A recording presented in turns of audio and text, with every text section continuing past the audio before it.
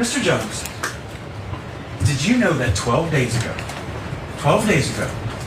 your attorneys messed up and sent me an entire digital copy of your entire cell phone with every text message you've sent for the past 2 years, and when informed, did not take any steps to identify it as privileged or protected in any way.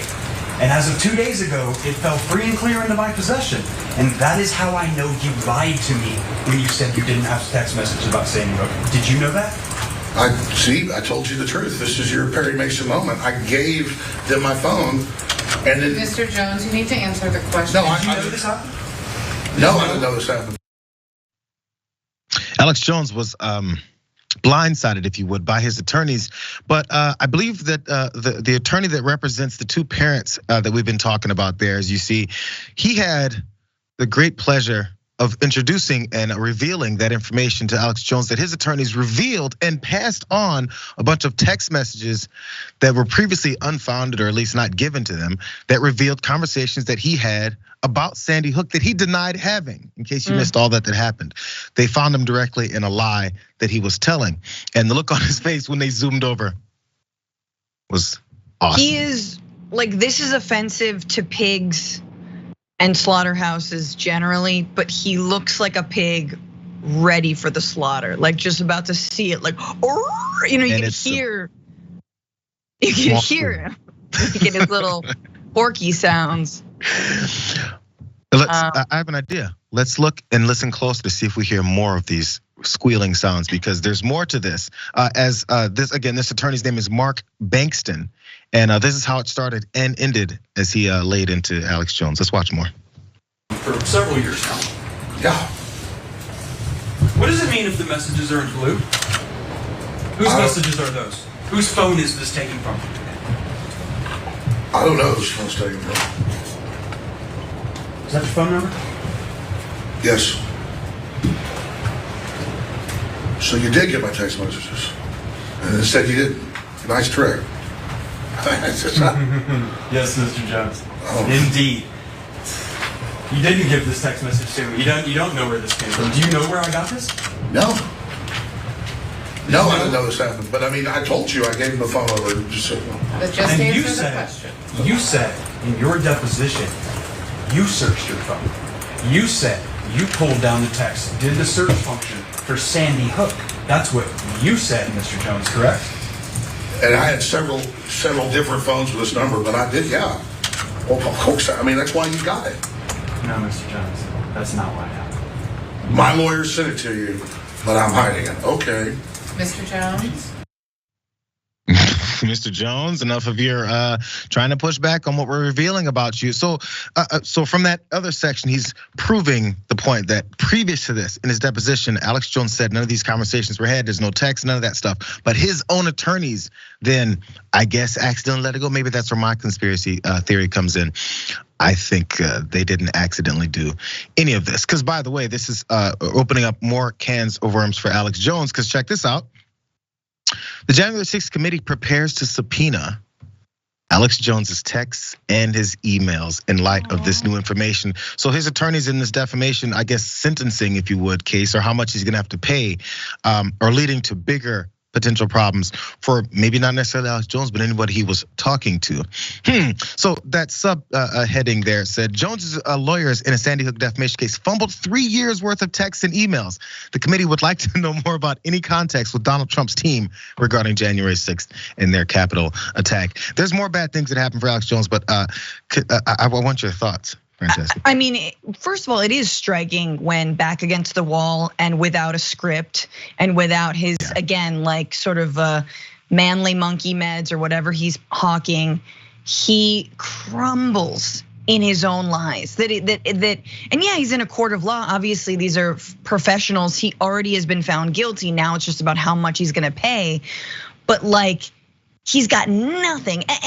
And yes, I understand he's supposed to answer yes or no, but not even in the yes or no. Like we've seen, look, Amber Heard, he really should have been taking some notes from her and all those fools who were on the stand there. I do want to say, I think, look, it could have been his attorney that messed up. That being said, there is something called disclosure. So when you receive evidence, you can't conceal that evidence. If you say, look, I've turned over everything to you, that's Alex Jones's responsibility to keep that from his lawyer. And then his lawyer can feign that he never had that evidence to begin with. But other than that, like that attorney does not want to be disbarred for not turning over all the information and evidence that he's got as well. So Francesca, yeah. I learned that legal I learned that legal rule from my cousin Vinny. Back exactly. When he's like, oh, you mean, he thought he worked his magic and got all the information. He goes, no, I'm legally obligated to give it. Yes. I was like, really? My cousin Vinny. Anyways. You, me, and Rudy Giuliani, who's like, oh, you seen cousin Vinny? Well, what's on my face? How many fingers am I holding up? How many fingers? God. I can't stand Rudy Giuliani. Anyways, Alex Jones, things are getting worse. So again, these are embarrassing moments that are happening in the courtroom for Alex Jones, but there's also, as he's been talking on his show whenever he's not in the courtroom about anyone and everyone there, including these two parents, but also the judge. As you guys have noticed, there's been a bit of an icy relationship between that judge and Alex Jones. The attorneys here also decided to explicitly show what he's been saying and doing that he's also denied doing and saying. Let's watch this great moment from yesterday as well. Saying, Mr. Jones, that you're taking these court proceedings seriously. You're approaching them in good faith. But the truth of the matter is, you've been broadcasting repeatedly a picture of our judge on fire, haven't you? Objection compound, Your Honor. No. The person on the left of this image is our judge, correct? Yes. The person on the right is another judge you don't like, right? Yes. Okay. It's a 5-second clip. I don't know what you've cut off or on. Gamble comes from CPS, who has been exposed for human trafficking and working with pedophiles. Excuse me, sorry. It's almost like they know exactly what you're gonna say, Alex. Well, I don't know what you cut off. Well, how about we play the whole thing? Oh, I don't know. I didn't say anything about that, judge. Well, how about we show a picture of it? It's like he thinks his audience members are the ones that are conducting this hearing and what's gonna happen to him. Francesca, on that, let's go for every one of these because there's one more I want to get to. But first off, judge on fire. I mean, you can't do that, right? I mean, Roger Stone also had a trial, and I'm forgetting the exact details, but like when he was spreading lies about the very judge who was ruling in his case, you effing idiot. Like, I'm sorry, man, like how much Bitcoin you got? Right? Like you're gonna have to really dig deep for people to give you, because that judge is the difference between you getting 150 million or 200 or 300 million. Like who knows, man? Everybody knows that the families deserve more. Mm-hmm. So like we're on their side. This judge already doesn't like you because you were chewing gum, and you have the audacity to do stuff like that. Like look, MAGA judges haven't replaced every single judge in this nation yet. All right, you'll have some work to do, and until then, you better know who's calling the shots and not offend them like that.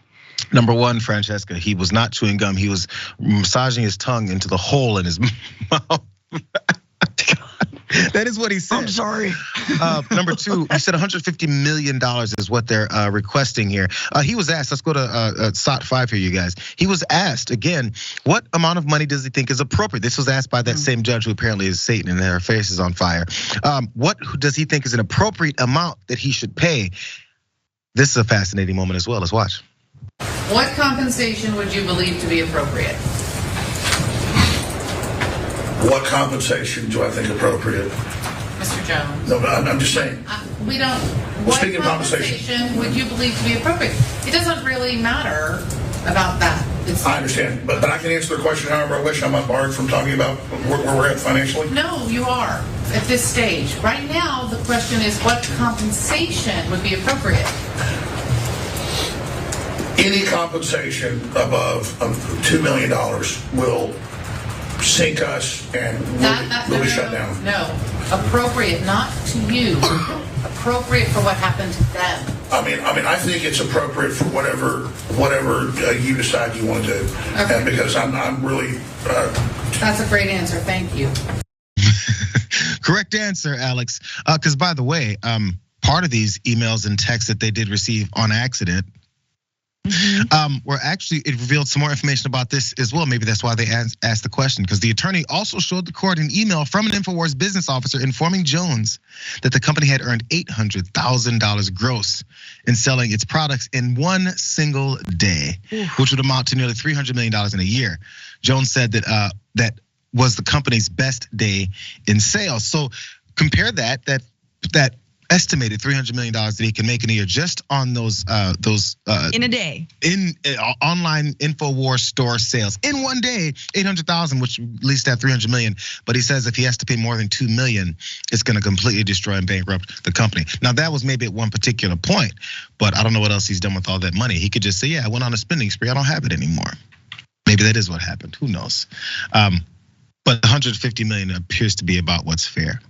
I love this. I wish, obviously he were as interesting to look at as, Johnny Depp or Amber Heard. I'm sorry to draw these conclusions, but the trial we should be watching every single day is this, and watch this hog of a conspiracy theorist just melt in the court of law when he's actually being held accountable and cannot do. And this is sort of where round peg, square hole or whatever.